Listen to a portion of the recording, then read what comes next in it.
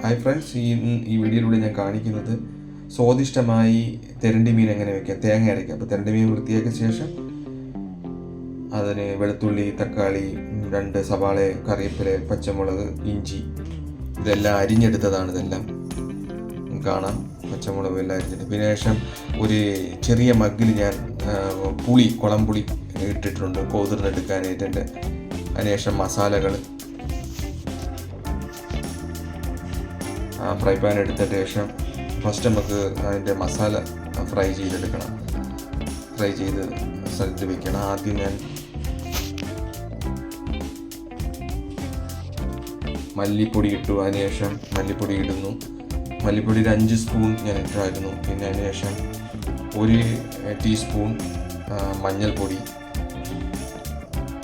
മല്ലിപ്പൊടിയും ടീസ്പൂണാണ്, 5 സ്പൂൺ. ഇത് 1 ടീസ്പൂൺ മഞ്ഞൾപ്പൊടി. അതിനുശേഷം 1 എരിയുള്ള മുളക് പൊടി, 1 ടീസ്പൂൺ. അതിനുശേഷം കാശ്മീരി മുളക് പൊടി ഒരു 3-4 സ്പൂൺ ഞാൻ ഇട്ടിട്ടുണ്ട്. എന്ന് പറഞ്ഞാൽ അത് എരി വരില്ല, അതിന് നല്ല കളറായിരിക്കും.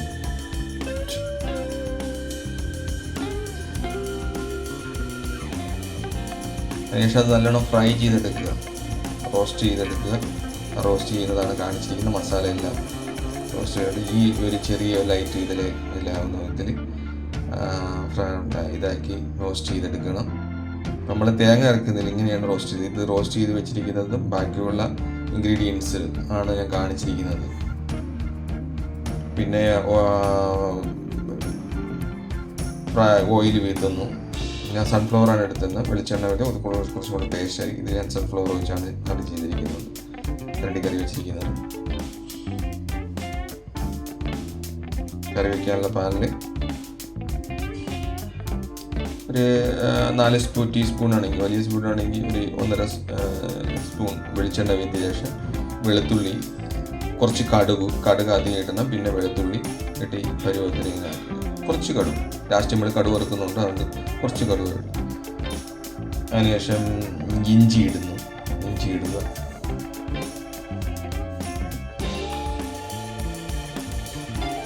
ഇഞ്ചി ഇട്ട് കൊടുക്കുക.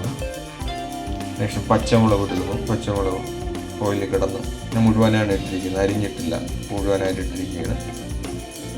5-6 പച്ചമുളകുണ്ട്. എണ്ണയിലിട്ട് നല്ലവണ്ണം ഇതാക്കിയാണ്. അതിനുശേഷം കറിവേപ്പില ഇടുന്നു, കൊടുക്കുക.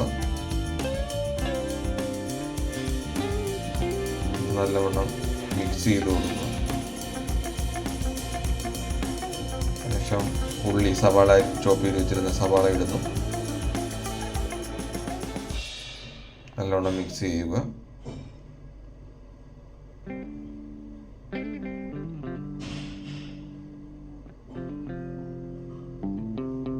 ലൈറ്റ് ഒരു ബ്രൗൺ ആകുമ്പോഴത്തേക്ക് തക്കാളി ഇട്ട് കൊടുക്കുക. എന്നിട്ട് നല്ലവണ്ണം മിക്സ് ചെയ്യുക. തക്കാളി ഇട്ട ശേഷം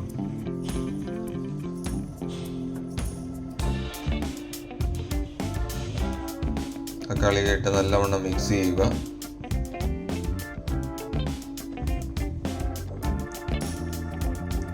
നല്ലവണ്ണം മിക്സ് ചെയ്ത് ഈ പരുവം നല്ല ആകുമ്പോഴത്തേക്ക് നമ്മൾ മസാല ചേർക്കുക.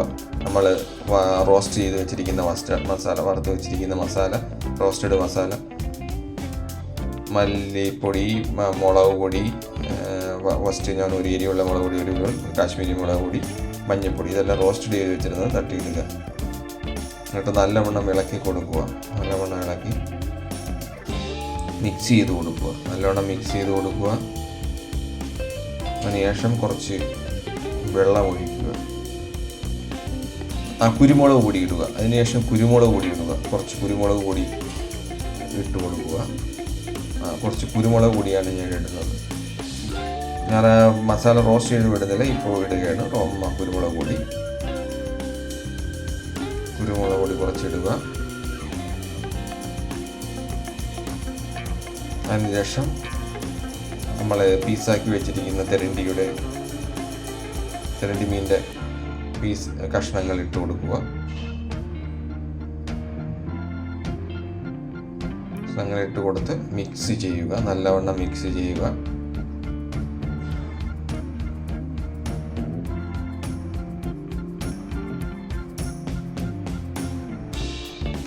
വേണ്ടിയിട്ട് കഷ്ണങ്ങളിട്ട് കൊടുത്ത ശേഷം നല്ലവണ്ണം മിക്സ് ചെയ്യുക. അതിനുശേഷം നല്ലവണ്ണം മിക്സ് ചെയ്ത്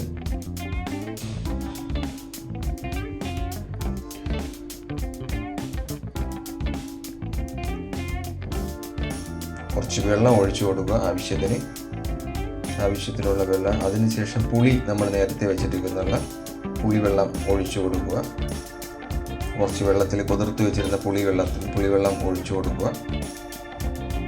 നല്ലവണ്ണം മിക്സ് ചെയ്യുക.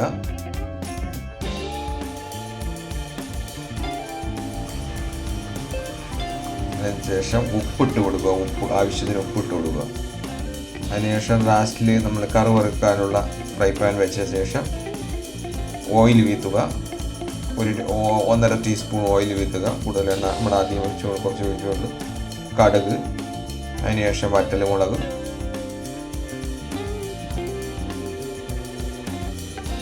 അതിനുശേഷം കറിവേപ്പില. ചെറിയ ഡാർക്ക് ആകുമ്പോൾ വറ്റൽമുളക് ചെറിയ ഡാർക്ക് ആകുമ്പോഴത്തേക്ക് കറിവേപ്പില ഇട്ട് കൊടുക്കുക.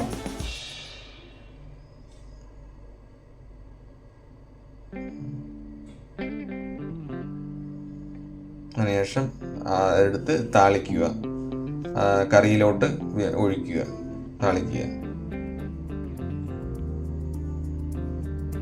അപ്പോൾ നമ്മുടെ നല്ല ടേസ്റ്റി ആയിട്ടുള്ള തിരണ്ടി കറി റെഡി ആയിട്ടുണ്ട്. തേങ്ങ അരയ്ക്കാതെയാണ് മസാല വറുത്തരച്ച് തിരണ്ടി കറി വെച്ചിരിക്കുന്നത്. അപ്പോൾ വീഡിയോ ഇഷ്ടപ്പെട്ടെങ്കിൽ ലൈക്ക് ചെയ്ത് ചാനൽ സബ്സ്ക്രൈബ് ചെയ്യുക.